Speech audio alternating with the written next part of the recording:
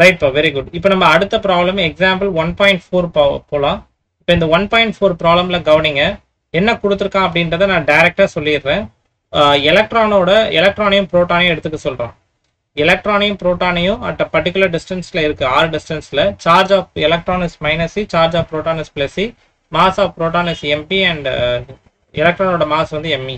So they are separated by some r distance அப்படின்னு நம்ம எடுத்துக்க சொல்லியிருக்கோம். இந்த கொஸ்டினை நான் படிக்கல, but this is what they have given. அவன் என்ன சொல்றான்னா, கூலும் ஃபோர்ஸோட வேல்யூவையும் கிராவிடேஷனல் ஃபோர்ஸோட வேல்யூவையும் கம்பேர் பண்ணுங்க. அதுக்கு என்ன சொல்றான், கம்பேர் பண்ணணும்னா ஒரு ரேஷியோ எடுத்து பாருங்க அப்படின்னு சொல்றான். அந்த இடத்துல தான் என்ன பண்றான்னா, ஃபர்ஸ்ட் கூலும் ஃபோர்ஸ் இருக்கும், இது நெகட்டிவ் சார்ஜ், இது பாசிட்டிவ் சார்ஜ். ரெண்டு சார்ஜுக்கு நடுவில் அட்ராக்டிவ் ஃபோர்ஸ் இருக்குமா, ஏன்னா ஒன்று பாசிட்டிவ் இன்னொன்று நெகட்டிவ். அந்த அட்ராக்டிவ் ஃபோர்ஸோட வேல்யூ தான் என்னது, மேக்னிடியூட் ஆஃப் கூலும் ஃபோர்ஸ் போட்டிருக்கேன். மேக்னிடியூட் ஆஃப் கூலும் ஃபோர்ஸ், மேக்னிடியூட்னா completely positive. So K is nothing but 1/4πε0 E² divided by R². Okay, இது வந்து கூலும் ஃபோர்ஸ், எலக்ட்ரிக்கல் ஃபோர்ஸ்ன்னு சொல்லுவான், இல்லை கூலும் ஃபோர்ஸ். இது வந்து கிராவிடேஷனல் ஃபோர்ஸ். ரெண்டு பேரும் மாஸ் இல்லையா, இதுல mp மாஸ், இதுல me மாஸ்.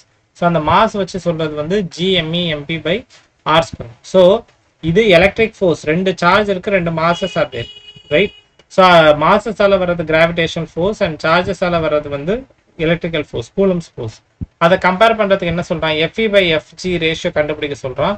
இதுல இருந்து நமக்கு என்ன கிடைக்குது, ரேஷியோ எடுக்கும்போது 2.4 × 10⁻39 வருது. அதுக்கு என்ன அர்த்தம், நம்மளுக்கு force on the due to electrical force numerator. இப்போ நல்லா கவனிங்க, ஈக்குவல் டுக்கு ரைட் ஹேண்ட் சைடில் என்ன இருக்கு, 10⁻39 which is a very large value. கரெக்டா, 2.4 × 10⁻39 ரொம்ப லார்ஜ் வேல்யூ.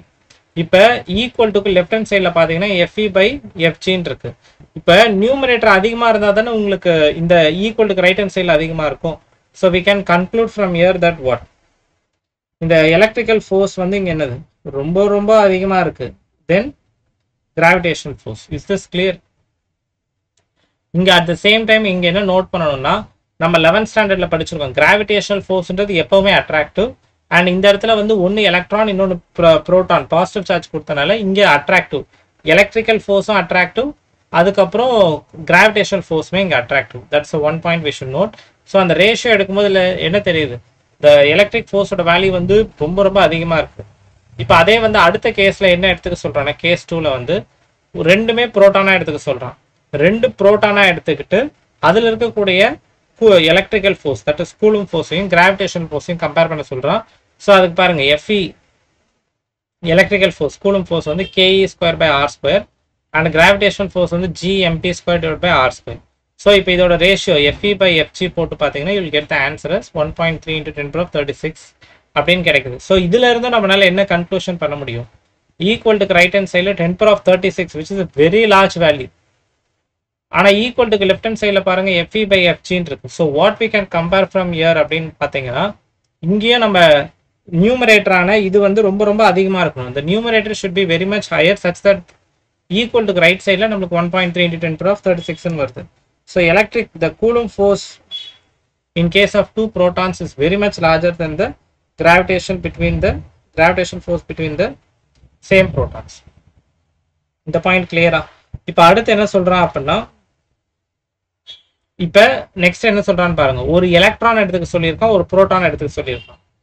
ஒரு எலக்ட்ரான் ஒரு புரோட்டான். இப்போ இங்க யார் டாமினேட் பண்றான், இந்த ரெண்டு கேஸ்ல இருந்து நம்மளால என்ன அப்சர்வ் பண்ண முடியுது, for a given charge and a mass electric force தான் டாமினேட் பண்ணுது.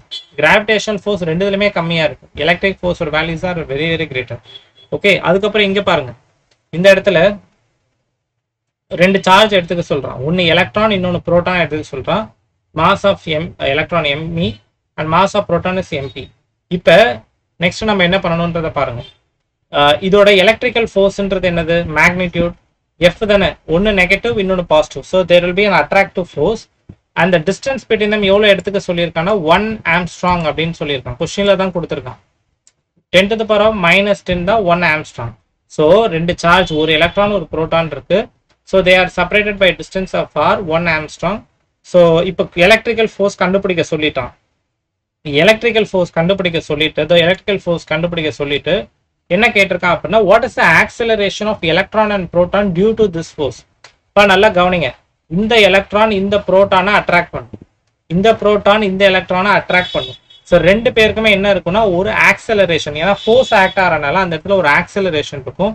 அந்த ஆக்சலரேஷனோட வேல்யூ தான் கண்டுபிடிக்க சொல்றான். ஸோ எப்படி கண்டுபிடிக்கிறதுன்னு பாருங்க. ஸோ ஃபோர்ஸ் ஆன் எம்இ, அதாவது எலக்ட்ரானோட மாஸ் மேல எவ்வளவு ஃபோர்ஸ் ஆக்ட் ஆகும், இல்ல எலக்ட்ரானோட okay. So F is equal to m e ஏஇன்னு சொல்லலாம்ல, நியூட்டன் செகண்ட் லா. இப்போ மாஸ் ஆஃப் எலக்ட்ரான் இதானே எலக்ட்ரானு, இந்த எலக்ட்ரான் மேல எவ்வளவு ஃபோர்ஸ் ஆக்ட் ஆகுது, எஃப் ஃபோர்ஸ் ஆக்ட் ஆகுது. இதுல இருந்து நம்ம நியூட்டன் செகண்ட் லா படி என்ன சொல்ல முடியும், ஸோ எலக்ட்ரான் மேல எஃப் ஃபோர்ஸ் ஆக்ட் ஆகுது. I can write mass of the electron into acceleration of it. Acceleration வந்து எஃப் பை எம்இ.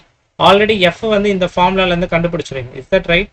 ஆர் இருக்க இடத்துல 1 ஆம்ஸ்ட்ராங். ஸோ இதை நான் டீட்டெயிலாக சால்வ் பண்ணல, பட் இதை நம்ம எக்ஸாம் பாயிண்ட் ஆஃப் வியூல இருந்து பார்த்தாலுமே ஒரு ப்ராக்டிஸ்க்காக கொடுத்துருக்கான். ஒரு பாடி மேல ஒரு எலக்ட்ரான் மேல எஃப் ஃபோர்ஸ் ஆக்ட் ஆகுது, அதோட ஆக்சலரேஷன் கண்டுபிடிக்க mass into acceleration Newton second லா போட்டு அதுல இருந்து நீங்க acceleration 2.5 into 10⁻22 meters per second square, that is the acceleration, which is very very large, very very large, right? So அதே வந்து மாஸ் ஃபோர்ஸ் ஆன் புரோட்டானோட மாஸ் எவ்வளோ, F is equal to m p a p இல்லையா, ஏபியோட வேல்யூ எஃப் பை எம்பின்னு வருது. So எஃபோட value எம்பியோட வேல்யூ சப்ஸ்டியூட் பண்ணிங்கன்னா you will get mass of proton உங்களுக்கு தெரியும், அண்ட் ஃபோர்ஸோட value you will substitute from here. So 1.4 into 10⁻19 meters per second. This is the concept behind it. நான் concept தான் மெயினாக எக்ஸ்பிளைன் பண்ண ட்ரை பண்ணுறேன். ஓகே, ஸோ நீங்கள் ஏபி ஏஇயோட வேல்யூஸ் நம்ம கரெக்ட் பண்ணுங்க தெரிஞ்சிடும். நல்லா கவனிங்க, இங்கே வந்து ஆக்சலரேஷன் டியூ டு கிராவிட்டியோட வேல்யூ என்னது, ஆக்சலரேஷன் டியூ டு கிராவிட்டி. நம்ம சுற்றி இருக்க எல்லா மாசையும் அட்ராக்ட் பண்ணுது இல்லையா கிராவிடேஷன் ஃபோர்ஸ், அதோட வேல்யூ என்ன, ஆக்சலரேஷன் டியூ டு கிராவிட்டியோட வேல்யூ வந்து ஜி.